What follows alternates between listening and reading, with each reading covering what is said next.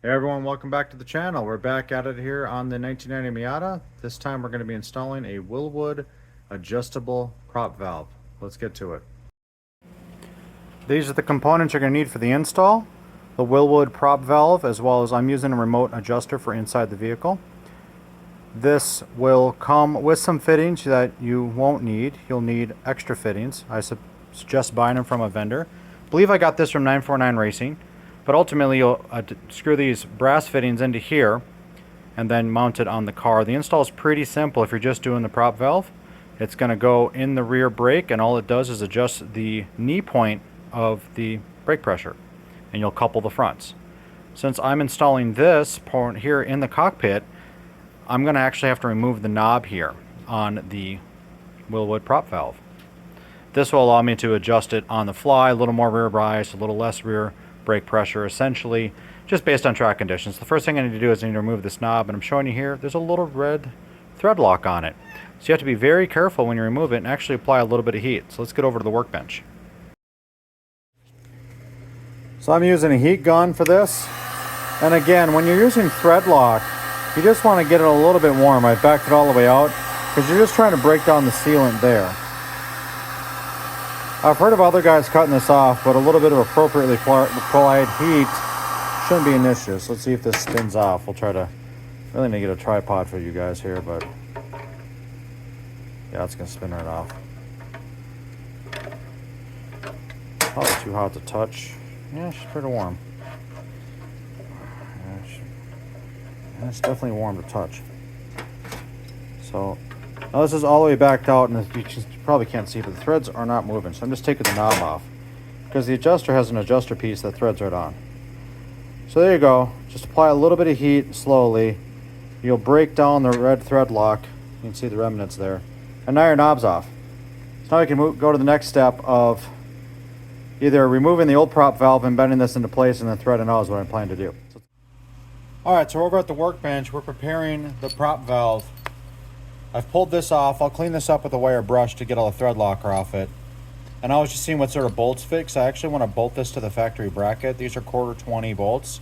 I've got two different lengths for now. I'll mark the bracket when I get over there.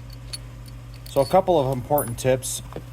The factory fittings on your Miata, when you buy this, it's going to come with these fittings here. You're not going to use these, so you might as well just leave them in the package so you don't accidentally forget them. Anything you buy from any of the Miata vendors is going to have the appropriate adapters. Now, if you notice, these are, let's see if we can get a little closer. These are tapered, so it's a NPT thread. It even tells you on here it's a 1/8 by 27 NPT inlet. So that means it's going to need Teflon tape, or I like to use thread sealant. And now you don't want to get all the way down, so you put a little dab on this, spin it down, and then this union will connect the other two. Now on the Miata, it's a 10mm flare fitting for the brake fittings. And for these, this is a 7/16 for these guys. And this one's a 1/2 inch for when we join them together. So we're just gonna quickly prepare this and get this together real quick.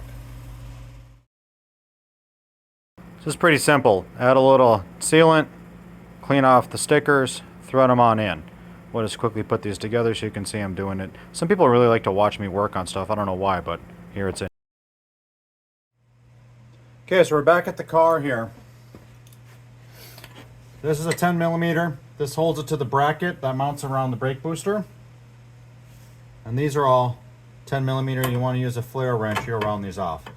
So anytime I service brakes, you want to remember a couple of things. One, brake fluid's very, very caustic, meaning it touches paint, you're going to lose paint. It's going to bubble, it's going to tear up. In your clutch system as well as your brake system, this is both brake fluid. So with that, you want rags down in place, and you want to cut these loose as quick as you can, but you also want to be able to remove this entire prop valve. So how this setup works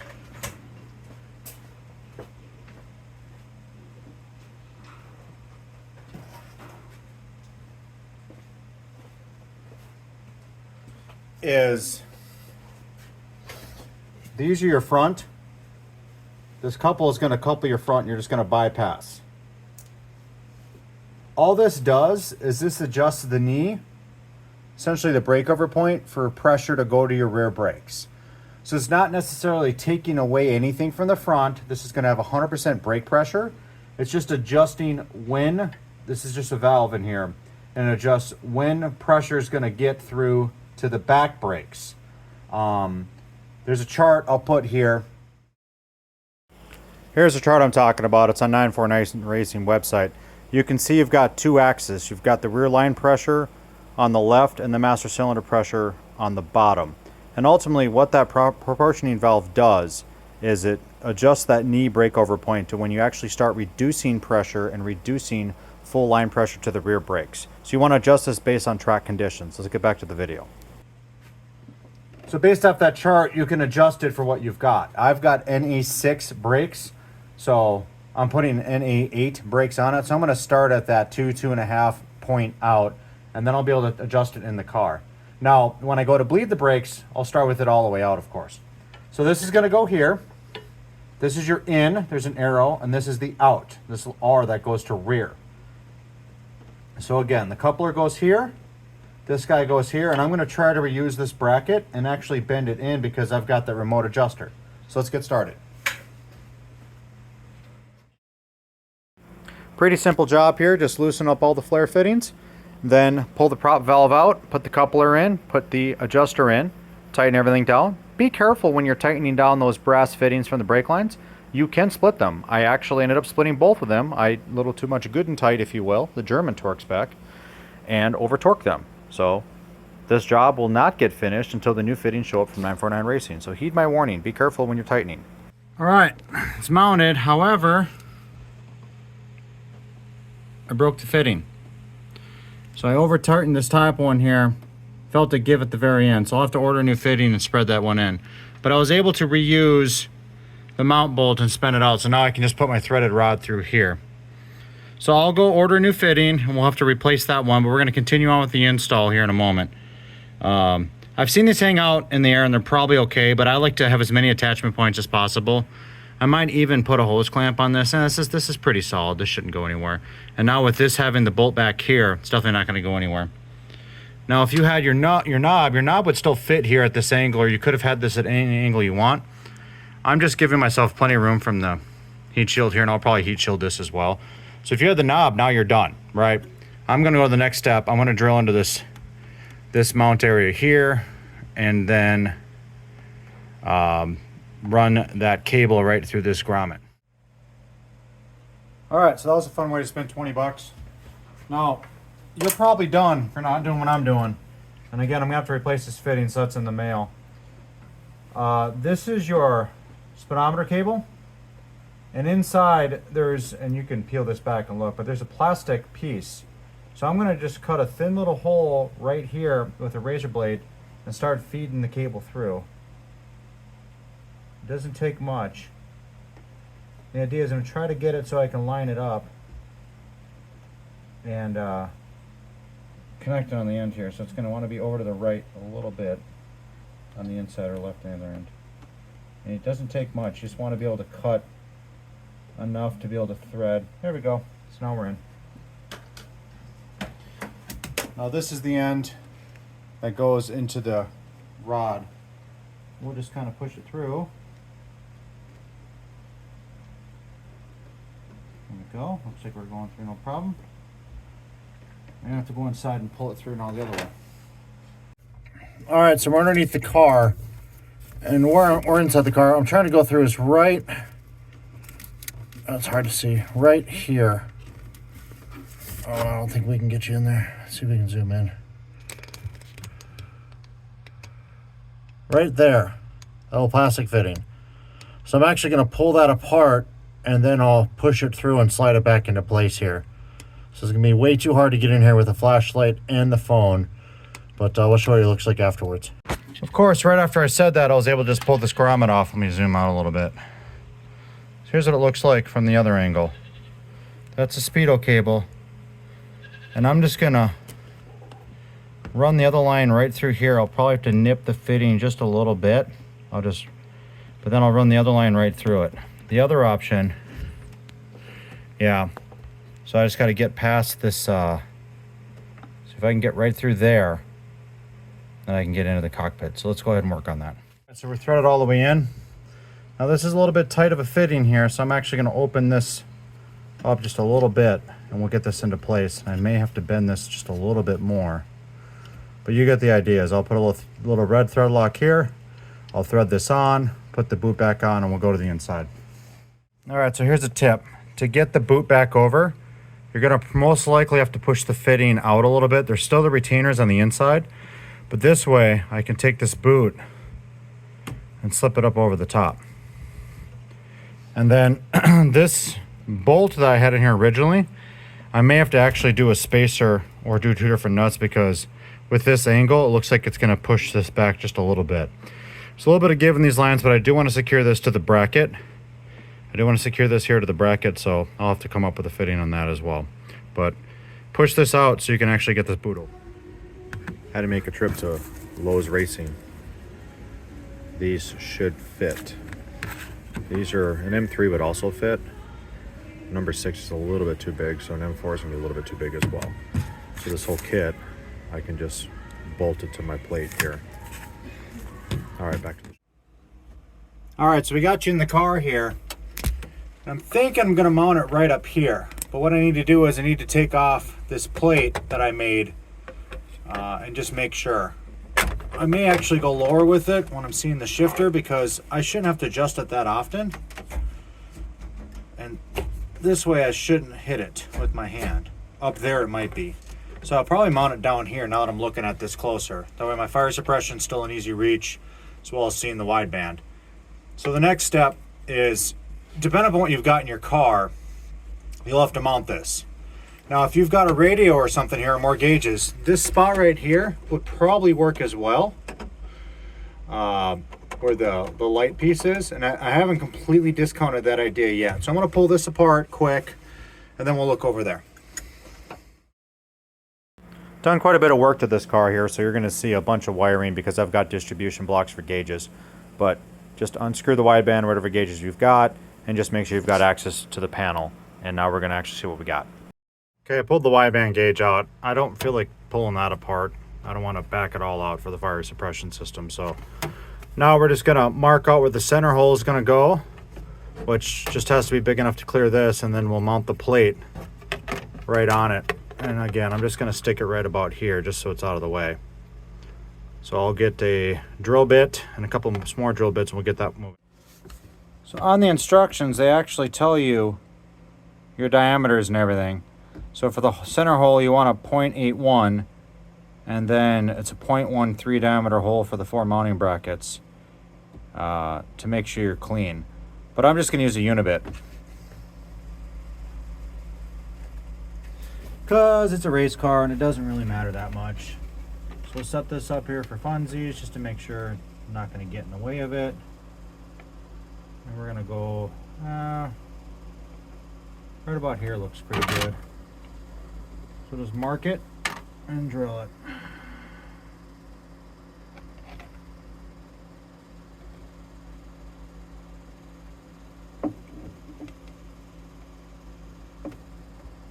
That should be pretty good.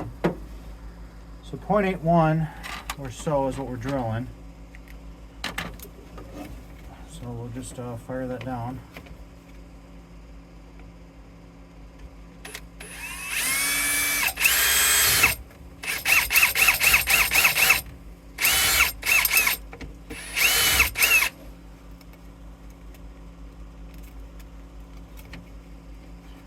So 3/4 is going to be 0.75.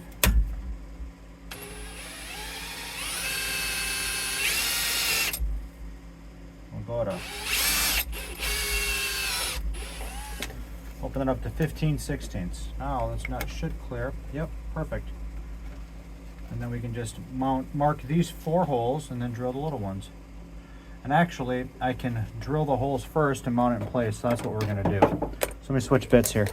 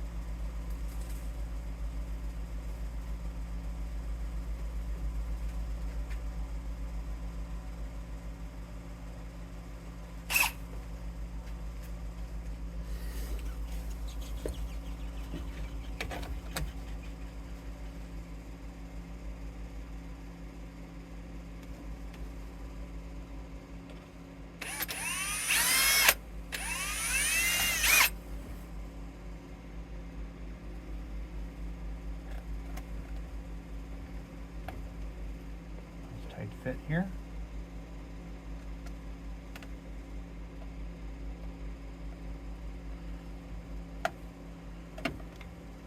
And run a little bit longer screw, just that way if I decide to make this out of aluminum later, I didn't have to go buy new hardware.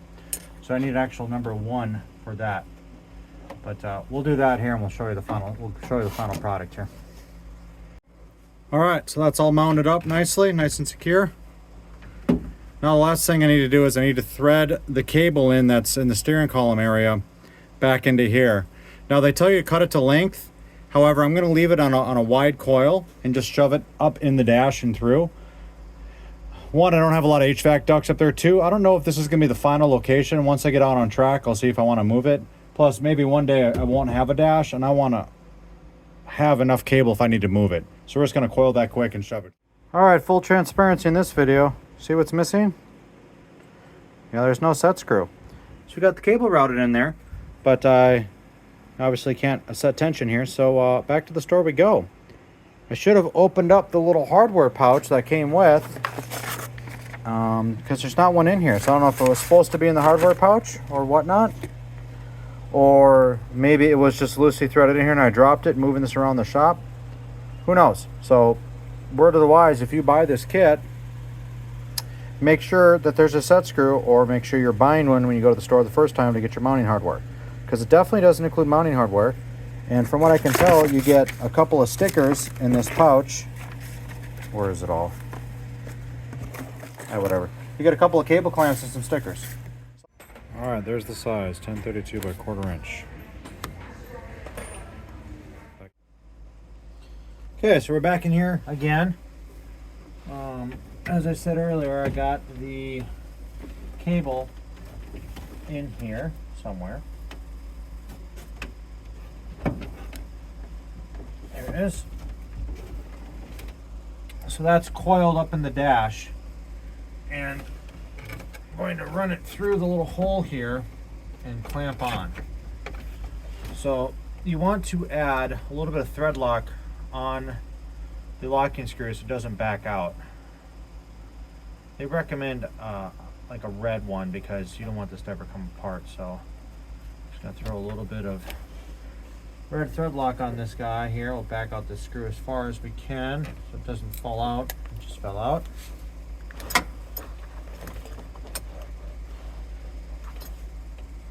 Because the theory is I want the holder to hold it in place just a little bit for me. I love how our 78-cent project can completely derail, or 78-cent part can completely derail a project.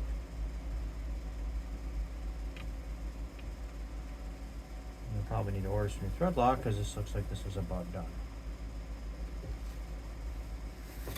There we go, a little bit. Just want a little bit on it, not a whole lot. Put the cap on. And then be ready to torque it down. So I'll center this through here quick. Put this in the hole. I'm going to do this where you guys can see it. It's difficult, so hopefully you can see what I'm doing here. But really, I'm just torquing this down. Oh, let's do it this way. There we go. That makes it easier. That way when you turn the knob, the threads turn. Give it a good turn here. One more.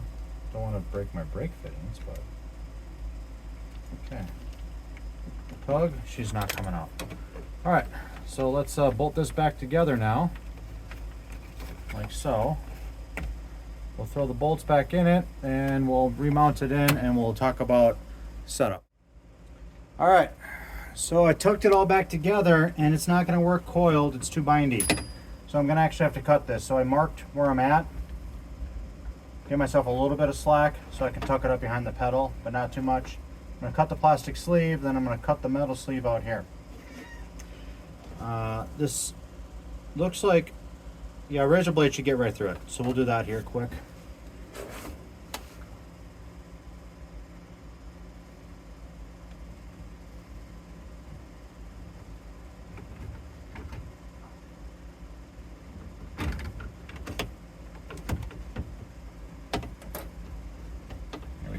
So now we got the sleeve exposed.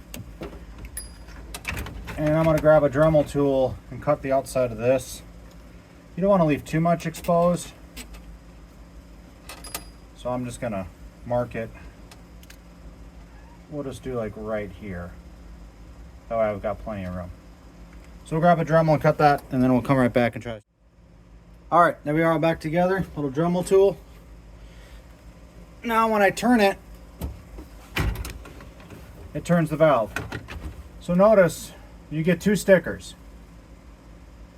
The way the proportioning valve works on the NA Miata is all the way in is essentially the factory proportioning curve, and we can go back to the chart and look at the chart here. All the way in is the black line at the bottom there. So the absolute last thing you want to do is you want to figure out how many turns here equals a turn in there. Now on my setup, it's about 1.5 rotations is 1 turn out here. And how I did that, well, as you can see, I just marked the top. So that's about it. We're all set once I replace the fittings at Gorilla Torque, so don't do that. In fact, don't do a lot of things I did. Hopefully this video was informative on things not to do. So first step, you want to read the instructions. You want to not over torque brass fittings. You want to make sure all the parts are there. And if you made it this far in the video, thanks for watching. Don't forget to click like, subscribe, and share if you found this helpful or comical. Thank you.